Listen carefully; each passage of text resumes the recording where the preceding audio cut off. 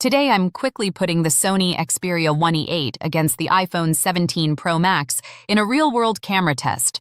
No marketing fluff, just how they actually shoot.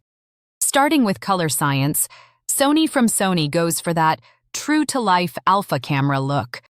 Images are neutral, a bit flatter, but packed with natural texture.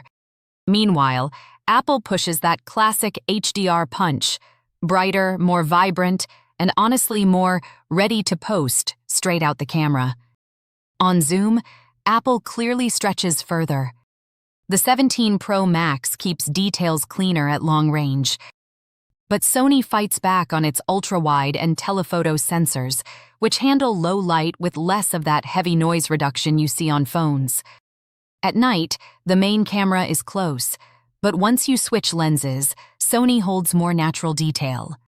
Video-wise, Apple is still the easiest for creators, while Sony feels more like a mini cinema rig with full manual control. Bottom line, Apple wins consistency, Sony wins control.